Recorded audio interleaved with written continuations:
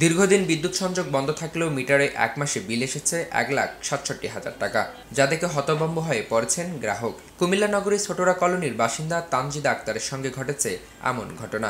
ভূতের বিল নিয়ে জেলা জুড়ে সমালোচনার সৃষ্টি হয়েছে। নগরীর ছোটরা কলোনির বাসিন্দা তানজিদা আক্তারের বন্ধ মিটারে 1,67,684 টাকা বিল পাঠানোর ঘটনায় দুঃখ প্রকাশ করেছেন বিদ্যুৎ বিভাগ কর্তৃপক্ষ। ভূতের বিলটি সংশোধন করে ভুক্তভোগী গ্রাহকের কাছে নতুন করে 2,613 টাকার একটি বিল পাঠিয়েছেন। তবে সংশোধিত বিলও পরিশোধিত করতে নারাজ গ্রাহক।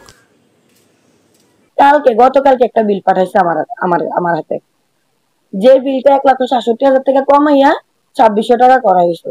কারণ আমার কথা হয়েছে 2,600 টাকা আমার জন্য দেওয়া সম্ভব না। কারণ কি 2,600 টাকা অলিগ্যাল, দুর্নীতি। তারা 200 টাকার জন্য এটা 1,67,000 থেকে এখন 2,600 টাকা টানছে। আমার তো 2,600 টাকা বিল আসার কথা না, ঠিক আছে। আর আমার আপনাদের মাধ্যমে আমি দেশবাসীকে একটা কথা জানাতে চাই, যারা দুর্নীতি করবে তার বিরুদ্ধে আপনারা রুখে দাঁড়ান। আমি যদি আজকে রুখে না দাঁড়াতাম 1,67,000 টাকায় আমি ব্যাংকে এটা পেমেন্ট করতে হইতো। এটা বিদ্যুৎ বিভাগের একটি বড় ব্যর্থতা বলে মনে করছেন এই সুশীল সমাজের প্রতিনিধি। যার বিল 2,000 থেকে 2,500 টাকার হওয়ার কথা ছিল, সেটাকে লক্ষ টাকার উপরে বিল বানিয়ে তার কাছে পাঠানো হয়েছে। সেটা প্রতিবাদ করেছে, একবার প্রতিবাদ করেছে তা নয়, বারবার প্রতিবাদ তাকে করতে হয়েছে।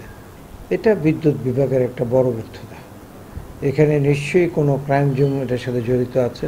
যদি জড়িত না থাকে তাহলে এই ধরনের ঘটনা ঘটানোর জন্য বিদ্যুৎ বিভাগের যারা সংযুক্ত আছেন তারা নিশ্চয়ই স্বচ্ছতার মধ্যে ছিলেন না। ভুলবশত অন্য গ্রাহকের বিল তাদের নামে চলে যায়, তার জন্য আমরা দুঃখ প্রকাশ করেছি। যিনি এই বিল তৈরি করেছেন তিনিও অফিসিয়ালি দরখাস্তের মাধ্যমে ক্ষমা চেয়েছেন বলে জানান কুমিল্লা বিদ্যুৎ বিক্রয় ও বিতরণ বিভাগ 1-এর নির্বাহী প্রকৌশলী মোহাম্মদ শহীদুল ইসলাম।